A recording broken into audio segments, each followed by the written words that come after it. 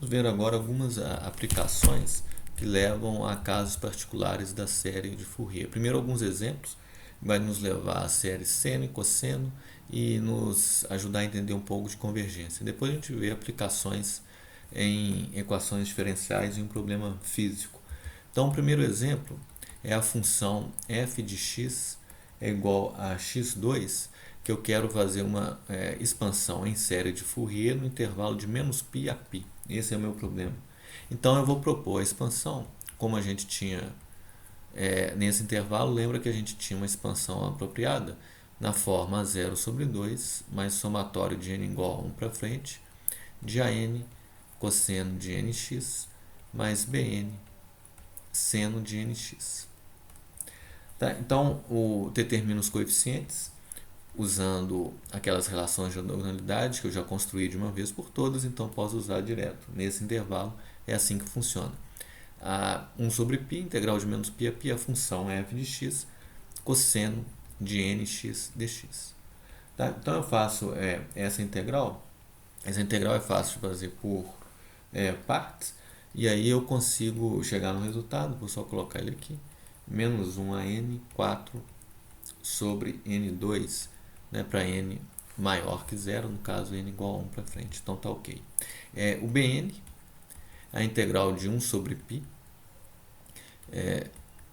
menos π a π de x2 vezes seno de nx dx. Ora, é uma função ímpar, uma função par. Isso é uma função ímpar nesse intervalo simétrico, né? Isso aqui vai ser igual a zero. E o A0 é 1 sobre π, a integral de menos π a π de x2 dx. Isso aqui é fácil de fazer, então vai ser 1 sobre π, x3 sobre 3, de menos π a π. Isso por dá 2π, 2, porque eu corto um π aqui, sobre 3. Então a gente chega numa representação que vai ser, então, vou chamar de g de x é igual a 0 sobre 2, então π2 sobre 3, mais o somatório de n igual a 1 a infinito, de an, que é menos 1 elevado a n, 4 sobre n2, é o que a gente tinha obtido aqui, cosseno de nx. Então, o que isso tem a ver com f de x? Se a gente quis uma representação de f de x, é isso que nós temos? Então, a gente faz um gráfico disso para ver o que a gente obteve. Então, aqui eu vou colocar menos π, aqui π. E aí a gente sabe, pela teoria que foi desenvolvida, que nesse intervalo de menos π a π, eu reproduzo a função f de x. Então, g de x converge para f de x no intervalo de menos π a π. Mas e fora desse intervalo, o que eu gerei aqui? Ora, o que eu gerei aqui foi uma extensão periódica de f de x. Então, aqui agora, eu suponho aqui 3π, esse mesmo tamanho de intervalo, 2π, aqui 2π, ficou fora de escala, mas é isso, 3π. Eu vou gerando essa função novamente, eu vou gerando ela com uma extensão periódica disso. Então, é uma extensão periódica dessa função, fora do intervalo de 0 a 2π. Então, fora de π menos π a π. Então, a gente vê que a função, a série convergiu para f de x nesse intervalo e gerou uma extensão periódica dela fora do intervalo. E então, você vê que tem uma característica de uma função par. Essa é uma série tipo cosseno, tá? Porque eu expandi uma função par. Agora vamos ver como que vai ser esse exemplo aqui. Eu vou mudar um pouco o problema e vou colocar uma função descontínua no intervalo de menos π a π. Então eu vou dizer que essa função é menos 1 para x menor que 0 e para x maior que 0 ela vale 1.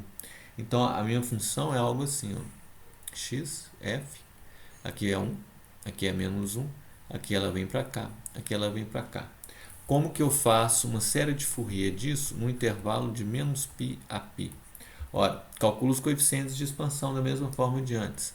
O A0 é 1 sobre π, integral de menos π a π, de f de x dx. Aí eu só tomo cuidado para agora dividir essa integral em duas, né? Todas que vão aparecer eu vou dividir em duas. Em um caso eu vou substituir por menos 1, outro eu substituo por mais 1. Então isso aqui é 1 sobre π. A integral de menos π a zero, então aqui eu estou com valores negativos, então isso aqui vale menos 1, né? Estou nessa faixa, dx. E por outro lado eu tenho a integral de 0 a π, agora com valores positivos, então é 1 dx. Bom, então isso dá zero. Quando eu faço o cálculo do AN, 1 sobre π, integral de menos π a π, de f de x, cosseno de nx dx. Aí eu divido da mesma forma. Eu vou ter a integral de 0 a π, depois a integral de menos π a 0, depois a integral de 0 a π. Quando eu faço isso, eu vou encontrar também zero. Por último, eu tenho o bn, que vai ser 1 sobre π, a integral. Eu vou dividir de uma vez, né? A integral de menos π a 0, de menos 1 vezes seno de nx dx, mais 1 sobre π, a integral de 0 a π, de mais 1 vezes seno de nx dx. Né? Então, isso aqui vai ser... quando eu tenho aqui o argumento negativo, como vai ser o caso aqui, a função seno vai inverter de sinal. Então, isso aqui, na verdade, é duas vezes o resultado de integral de 0 a π, porque essa integral é igual a essa. Né? Tem esse menos que compensa esse menos que vai ficar aqui. Então, eu vou colocar isso como duas vezes a integral de seno de nx dx de 0 a π. Isso aqui, então, resolvendo, eu vou encontrar 0 para n par e 4 sobre nπ para valores ímpares de n. Né? Então, o resultado disso é que a função, a série que eu obtive é 4 sobre π, daqui, ó, o somatório de n igual a 1 para frente, 1 sobre n, que eu tiro daqui, seno de nx. Então, o que é essa função? Essa função, vamos ver como que ela se comporta aqui. Eu tenho aqui menos π a π. Então, essa função g, ela vai ser 1 menos 1. Mas e em 0? O que ela vai ser? Ora, em 0, ela vai ser 0. Ela está aqui. Então, a gente observa o seguinte, que a função, a minha série, ela converge para a média dos dois valores aqui, ó. Do limite à direita e o limite à esquerda, quando eu tendo a 0. Em 0 eu tinha uma descontinuidade da minha f, mas logo à direita ela valia 1, logo à esquerda ela valia menos 1. A minha série convergiu para o meio, para a média. Isso é uma convergência, chama convergência em média. Quando a função é contínua, né, a média corresponde ao valor da função naquele ponto. Eu tenho o caso 1, o exemplo 1, que é f de x igual a x2, por exemplo. Mas fora desse intervalo aqui, de menos π a π, eu continuo gerando uma extensão periódica, dessa vez uma extensão periódica, então, com essa característica aqui. Aqui vem sempre na média. E assim por diante. Essa é a função. Vou colocar um tracejado aqui só para guiar. Essa é a função que eu estou gerando. Aqui. Então, qual que é a característica? Olha, era uma função ímpar, então eu tive uma série seno. E eu vi aqui que a minha convergência, na verdade, é uma convergência em média. Tá? Então, a série de Fourier, ela converge para 1 meio de f de x0, vou colocar assim, mais 0, mais f de x0 menos 0, tudo isso dividido por 2, usando a notação de que isso aqui significa o limite de f de x quando x tende a x0, mais x maior que x0. Tá? Então, assim, como convergindo por valores maiores. E aqui é a mesma coisa, convergindo por valores menores. Essa é a nossa expansão. As propriedades de convergência estão aí. Agora, uma aplicação das séries de Fourier, a gente pode ver um circuito abaixo, olha, que é uma capacitância, um indutor e uma resistência, e uma fonte de tensão alternada, estou chamando de E. Né? Quando eu analiso esse circuito, eu vejo que o E tem que ser igual à soma das quedas de tensão aqui. Então eu escrevo isso como a força eletromotriz induzida aqui no indutor, ela vale um L dI dt, né, pela lei de Faraday, a definição de indutância. Na resistência, a queda de tensão é RI. E eu lembro que Q é igual a CV, né? Então V é igual a Q sobre C. Eu escrevo assim. Eu transformo isso numa equação diferencial, tentando introduzir a corrente aqui, lembrando que I é igual a dQ dt, né?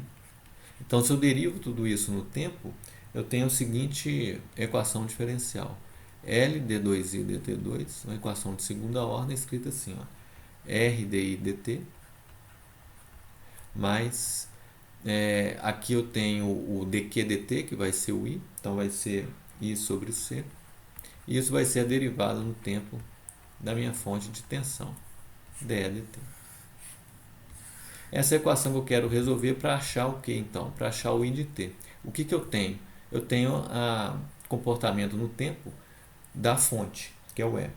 Então, a maneira de resolver isso é fazendo expansões em série de Fourier.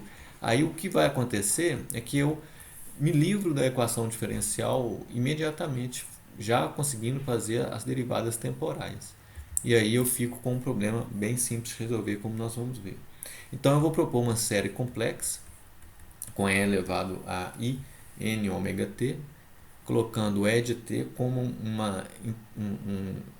um somatório de menos infinito a mais infinito, aquela forma original que nós tínhamos visto, coeficientes de expansão que eu vou chamar de EN, E elevado a I n ômega t. Tá? Então aqui eu tenho aquele proposta de expansão da série de Fourier, dessa vez no tempo. Eu não estou pondo aqui coeficiente de normalização, porque como nós vamos ver, isso vai cancelar, então as constantes eu posso omitir nesse ponto.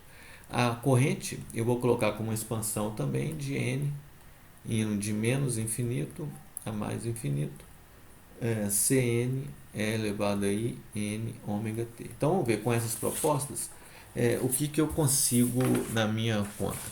Eu já faço as derivadas aqui e consigo escrever assim, olha, L d2i dt2, então vai ser L I derivado duas vezes, então vai cair 2i's, que é I2, que é menos 1, N2 ômega 2, coeficiente de expansão Cn, que eu vou deixar aqui em evidência.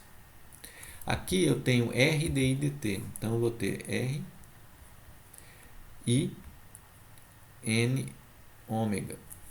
E aí a exponencial também eu estou omitindo porque eu vou cortar, vou ter de todos os termos, vai carregar uma exponencial. Mais I sobre C, então aqui eu tenho mais 1 sobre C. Cn, então tudo isso é o lado esquerdo, o lado direito é a derivada disso aqui no tempo, então eu vou ter I n ômega En. Então na verdade, né, o que eu vou ter é uma série, né, envolvendo, então, se eu quiser escrever tudo, né, eu vou ter somatório em N, isso é elevado a I n ômega t, tirar isso aqui, isso vai ser igual ao somatório disso é elevado a I n ômega t. Agora, para isso ser verdade, eu tenho que ter esse colchete vezes Cn igual a isso aqui. Tá? Então, dividindo tudo aqui por L, etc., eu vou ter o seguinte, olha, menos N2, ômega 2, bom, vamos colocar o coeficiente de uma vez. Eu posso já igualar aqui, então, Cn vai ser I n ômega sobre L, divido tudo por L, I n ômega sobre L, dividido por N2 ômega 2, tá aqui, mais, vou colocar este aqui com sinal menos, né, que está aqui, mais R sobre L, dividir tudo por L, I n ômega, mais 1 sobre LC vezes EN. Bom, definindo aqui só por conveniência, um ômega 0,2 igual a 1 sobre LC, vai substituir isso aqui. Vou definir um 2α como sendo R sobre L, vai substituir isso aqui. Aí eu posso escrever então meu Cn como sendo I, que multiplica N ômega sobre L, dividido por ômega 0,2 menos N2 ômega 2, são esses dois termos aqui, mais 2α N ômega I. Ora, esses são, vezes é N. Esses são os coeficientes de expansão. Cn passaram a ser a minha incógnita, porque para determinar o IT, tudo que eu preciso é determinar os Cns. Agora eu tenho Cns em termos de coisas conhecidas e do EN. Quem é o EN? É o coeficiente de Fourier do ET. Como eu obtenho ele?